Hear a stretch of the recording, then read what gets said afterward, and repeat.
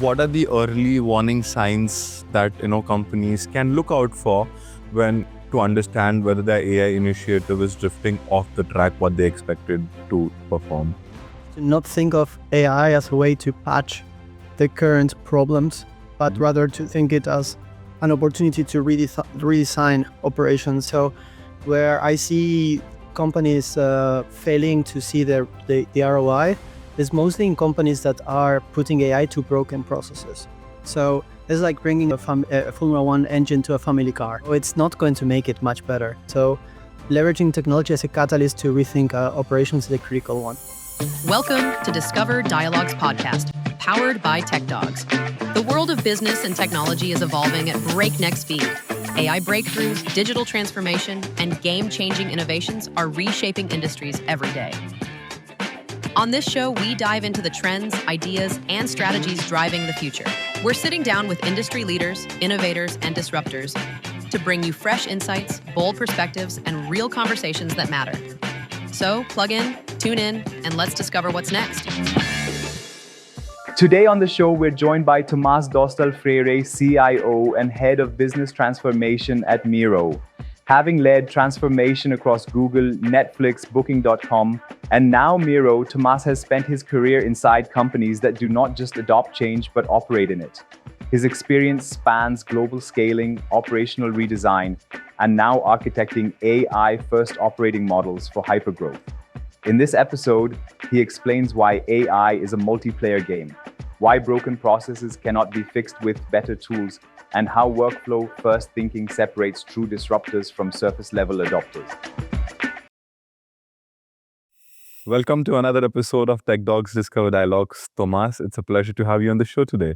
Thank you very much for having me. Pleasure. So, Tomás, before we get into AI-first operating models and what it really takes to redesign how companies work in this, technological evolution that's happening currently, right? I want to zoom out a little, right? And when I look at your career, right, you have been inside some of the most operationally sophisticated companies in the world, right? And you have led transformation work at Google, Netflix, Booking.com, and now at Miro, right? How did these environments shape the way you think about scaling operations today? Can you just walk us through your professional journey? Yeah, for sure. I think I was very lucky and at the same time intentional about my career picks, and I always wanted to work for companies that were defining categories. So the challenge there is that you're building the railroad as the train keeps going forward, right? So in terms of operations and transformation is a constant. You're always redefining the big next opportunity that is available, and you're also leading how people should, in our case, work, collaborate, and innovate, which is amazing. So indeed, I've been with tech for quite a few years now, and before that, I was at Reckitt Benckiser, which is a consumer goods company that is also trailblazing in the CPG world. So yeah, change is pretty much a constant for me. Definitely, and I agree with that statement.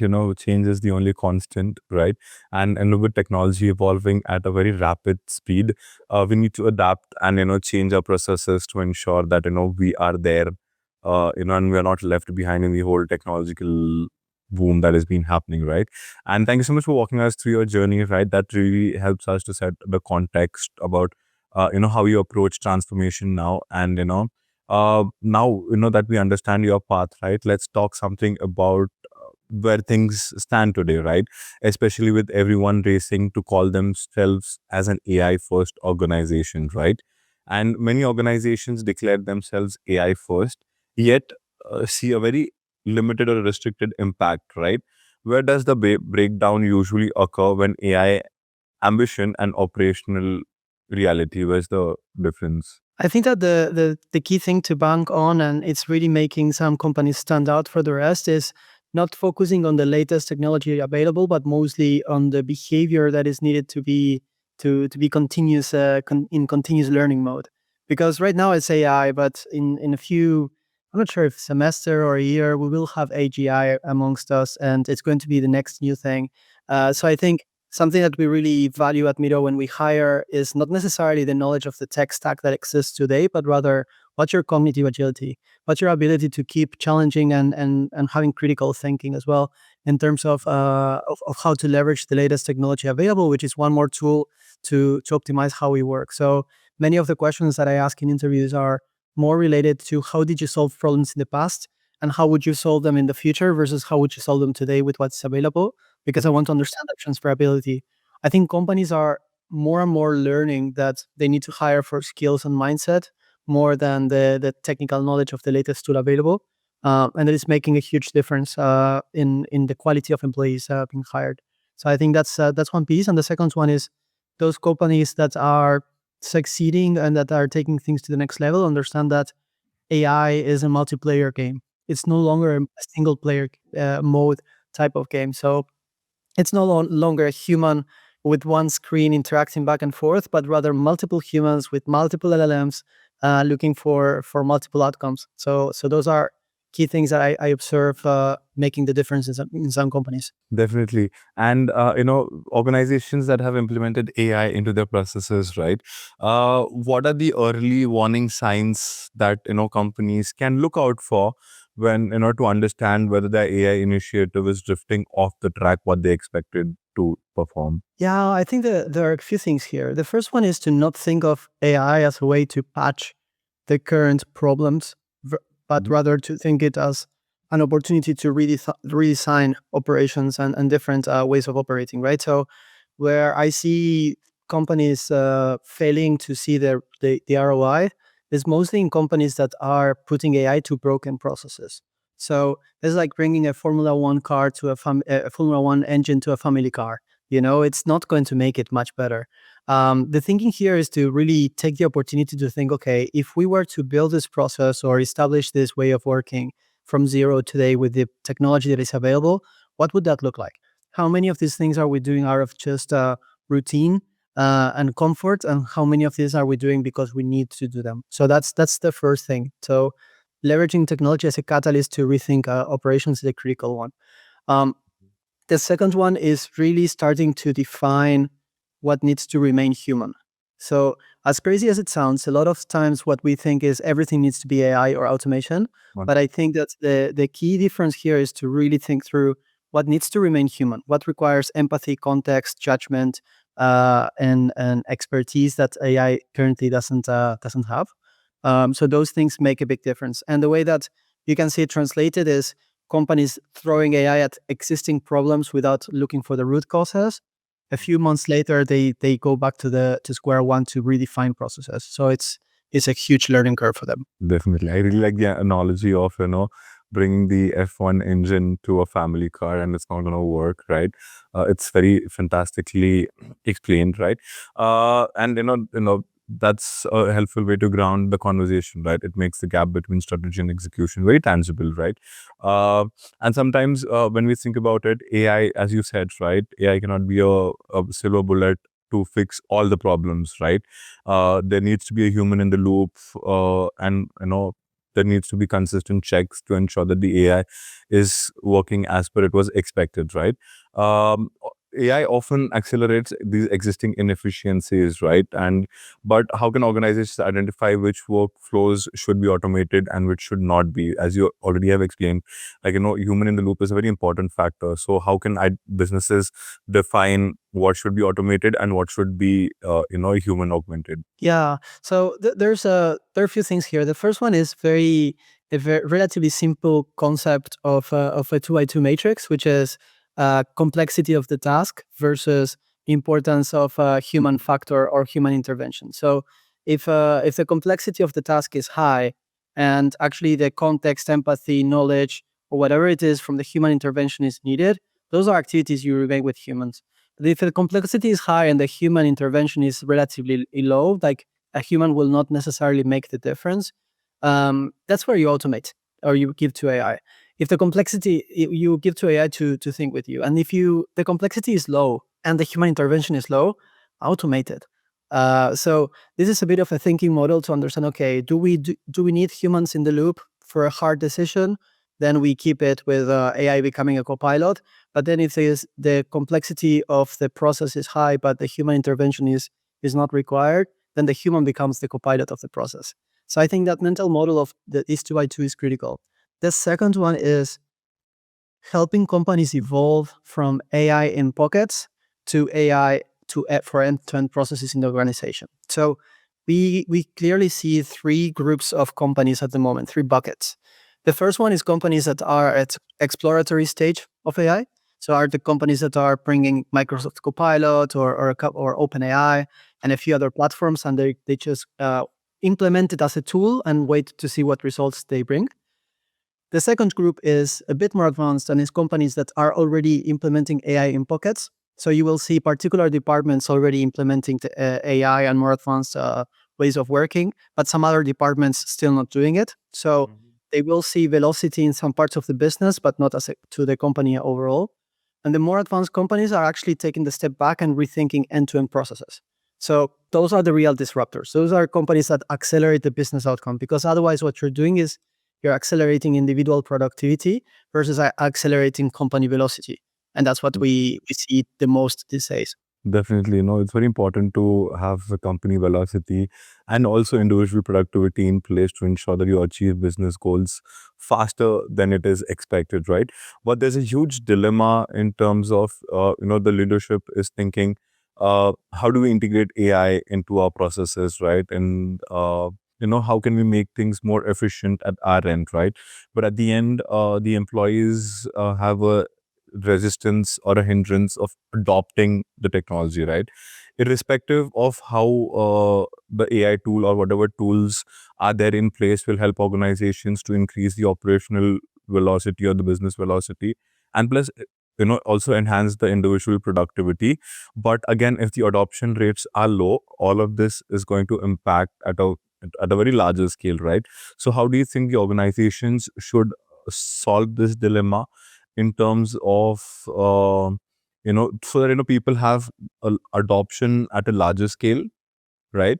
And the business goals are also met. Yeah. So I think there are a few rules of thumb that I see in companies that are doing better than the rest. The first one is bring AI to where people work. So one of the things that we see everywhere is employees are tired of context switching. They are just tired of going to very different places, and one tab is for AI, the other one is for the results, the other one is for another platform or whatnot. So bringing AI to where people work is a very, very important factor to lower that entry point friction, meaning people having to learn something else. The second point is AI needs to be connected not to standalone objectives, but rather to business objectives. So it should be in your best interest to use this because AI is helping you with your business objectives. The moment that we only measure AI in terms of adoption, in terms of usage, but not in terms of output that we are rewarding the employees for, we're creating a dissonance in the head of the employee, which is, okay, if I use it a lot, they will be happy, but I will not get my results from the business, right? So bring it to the workflows, connect it to business objectives or business outcomes. Those are two critical things to embed it in the organization. Mm-hmm. For sure. And when we speak about redesigning workflows, tools can become a central part of workflows or processes that are being set, right? And collaboration platforms like Miro, right, are at the intersection of how teams think and plan. How do you design tech systems that support flexibility without creating operational chaos? Yeah. So it's the age of integrations, and it's the age of MCP, and it's the age where we can still let people work in particular things where they want, but then converge for decision making in a single place, which for us is the canvas.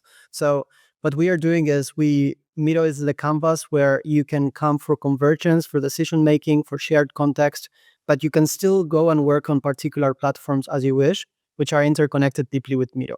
So the thinking is very similar to the physical meetings, right? So if you bring people to a meeting, you want everyone in the room to have the same context so that you can make good decisions, informed decisions. But ultimately, they are coming from their desks. They're coming from different parts of the room, of the office, and they have been working deep dive in particular things. What we want to make sure is that this canvas is allowing us to do that. You have a place where through integrations, you can work seamlessly with the core platforms, call it Microsoft, Google platforms, anything that you can think of, Jira, Confluence. But still, that information that you work on the system of record becomes context for where people make decisions, and that becomes the shared knowledge or the team knowledge, team intelligence, as we call it. That's the critical thing. We are reducing that context switching. We are reducing that friction of marketing works on presentations and finance on Google Sheets or Excel sheets, and this other team works on prototypes in another format. They can still work there, but because we are deeply integrated with these platforms, it becomes a shared context for decision making. Definitely. And when you think about any organization to scale, right, Thomas, people, processes, and technology, right, like play a very important role in ensuring the business continuity, business success, and achieving the goals, right? What do you think is the most important piece in all of that to that ensure that the organizations have less operational efficiency, technical debt, and still are able to achieve what goals were supposed to be met? In those like, let's say, in people, process, and technology, people 1,000%.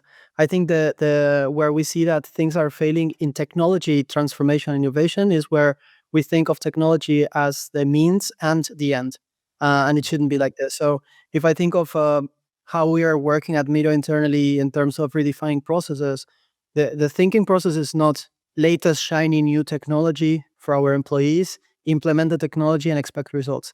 What we're thinking about it is in a completely different way, which is, what are the business outcomes we're looking for? What are the jobs to be done? From these jobs to be done, who should do these jobs? Because again, going back to the quadrant, is it something we want to outsource to AI? We want to automate? We want to do ourselves? And then based on that, what's the technology that is best suited to support this? So in a way, we're thinking people, then processes, and technology is the third piece to support all this. When you start thinking from technology and then playing it backwards, every problem becomes a nail and you don't necessarily succeed. That balance is something very important that businesses need to identify and set, right, and have right processes to align the business, people, process, and technology, so they can definitely achieve the business goals. Really thoughtful answer, right? And all of it is eventually, like whatever we discussed on top, all of it eventually boils down to judgment, right? uh, AI can accelerate business processes, give the business velocity, and also increase individual productivity, right? But any organization will stall or scale depending on the leadership directions, right? Because they're the ones who set the direction, right? And I believe in your entire career, you've advised executives and operators who are navigating this AI driven change that the entire globe is going through, right? One question that I would have for you, Thomas, is if you were advising future CIOs, right, what mindset shift would you emphasize most for successful AI-led transformations? It's a great question. I think so there are a few things. One is what I mentioned earlier about cognitive agility. So be curious, be constantly thinking how to connect the dots. That's critical. And it's a skill set that was useful when big data came in back in the day, when the internet came in, when mobile first marketing came in. It's that type of curiosity and cognitive agility that really makes you stand out from the rest. I think the second one is systemic thinking. So I think those people, regardless of the role they have, whether it's a CIO, CMO, chief revenue officer, or a product manager, engineer, designer, whatever it is, I think those that will really stand out are the ones who are able to connect the dots. Those who have T-shaped thinking. So they're able to go deep into their area of expertise, but they have a very high understanding of the context around them and the implications of the work that they do. Because when thinking about extrapolating this to building agents or building an agent orchestration, for example, you still require the human judgment to understand, how do things connect? What is the outcome that I'm looking for? And what are the constraints that I would have if I build it this way? AI can help in the execution, but you're still the thinker behind that workforce of agents that you need to build. So if you have that type of transferable skill set of cognitive agility, systems thinking, and first design principles thinking, which is, okay, scrap everything. Let's not try to patch things with a band-aid called AI, but rather take the opportunity to rethink outcomes, processes, and people, technology. I think those are really the deal breakers. Those are the things that really make professionals stand out. Definitely. And my follow-up question to you, Thomas, would be, because technology is evolving at such a faster scale, right? And there are various shiny objects that are there and present across industries, right? And so according to you, should be organizations looking out for, so that they even think long term, but also have the latest technologies in place to achieve success? So how do they balance the entire segment between long-term thinking and short-term experimentation? It's interesting because I was talking about a relatively old book that is called The Innovator's Dilemma. That was applicable in the past to something else, and it's currently what happens as well. How do you run the business and transform the business at the same time? It's literally the problem that existed 10, 20, 30, 50 years ago and still happens today. I believe that there's an element of understanding, okay, what are the goals how do I keep the lights on? But how do I start focusing on the next wave of horizons of transformation? So again, instead of just looking into short-term fixes, I would say it's preferable at this stage to take 3 more months in your journey of transformation and give yourself those 3 months to have a horizon 1, 2, and 3 approach to transformation, than to go right behind the next shiny new object and run with it. And the reason behind it is because also what you will do is you will create complexity that you're trying to solve today. So if you lack that type of structured thinking, that type of forward-looking understanding of what problems we need to solve in 6 months, 12 months, 18 months, which is arguably a skill set that you should have regardless of AI, what you're doing is you're building agents for the sake of agents, and later you will have the problem of how do you simplify your agent landscape, So I would argue that take a bit more time, planning horizons, optimize for the short term of what things can give you that credibility, because you need to build credibility in the business as well, in your stakeholders and leadership. And with that tailwind, start evolving into the more complex transformations. That's a strong takeaway for all the leaders to reflect on there. I appreciate you sharing it with us. And, we believe that a mindset only works if it shows up into day-to-day habits, right? And resilience now feels like a strategy and more like a muscle, right? What leadership habits help organizations remain resilient as operating models continuously evolve? That's a great question. The first thing that comes to mind is be clear, consistent, and intentional on the outcomes, because everything else is a mean to that end. So if we think of at Miro, we have a few, let's say, business objectives that we're optimizing for. And we know, because we're a software organization, we know that you can have an outcome or an objective and you will be iterating the how. But if the what and the why are clear and you continuously bank on the what and the why, then people become a bit more tolerant to the how changing. And that how could mean that processes change, technology changes, organizational design changes. But as long as people understand the why behind it, which is a bigger good that we are optimizing for, it becomes a lot simpler. And again, this is not necessarily only an AI transformation problem, it's a transformation problem at large. Be clear, very intentional and very disciplined on keeping the why and the what, and then the how can be a bit more fluctuating in the shorter term. That's a great note to underline, right? And which is practical and grounded. So, Thomas, we have till now covered strategies, systems, and judgments, right? Before we let you go today from the Disco Dialogues episode, I would like to lighten it up a bit, right? By moving to the most favorite segment of our audience, that's the rapid fire section, right? This section, these are, I expect it to be, quick answers, no overthinking. But let me know whenever you're ready and we'll go at it. Let me breathe. Yeah, sure. Let's do it. Perfect. If you had a soundtrack, what genre would it be? I think rock music. Yeah. Window sit or aisle sit? Why? Window. I don't even need to think about it. Window. More space. I can make my own space, and I like to lean towards the window. So, yep. And the view is amazing. So, yep. Exactly. Sweet or savory, if you had to choose forever? Oh, I have a huge sweet tooth. So, yeah. What's a place that instantly feels like a reset button for you? A reset button. Iceland. Now it has more tourists, but it's always been a place I really like. Yeah. Sunrise or sunset, which one feels more like Sunrise. I'm an early bird. That's really nice. If you had a completely free day with zero obligations, what would you be doing on that day? Whoa, that's interesting. I might, right now, what I feel like doing is taking a 1 day worth train ride with good internet and just playing with all the type of stuff that I'm not able to play these days. From Claude to a few other ideas that I have in my head. So I would like a window seat, train ride, comfortable, just with my computer and music. If you could instantly master one fun skill, what would it be? Whoa, I would say juggling balls. I started. I was decent, but I never was able to overcome the 3 balls. I wanted to do 4 or 5. Yeah, so I would love to do that. Flow arts is something very interesting, right? To learn and practice and be there consistently, practicing it. If you would live in any city for a year just for the experience, where would you go? Sydney, Australia. That's really nice. Thomas, thank you so much for, being on this call today and sharing your valuable insights with our audience, right?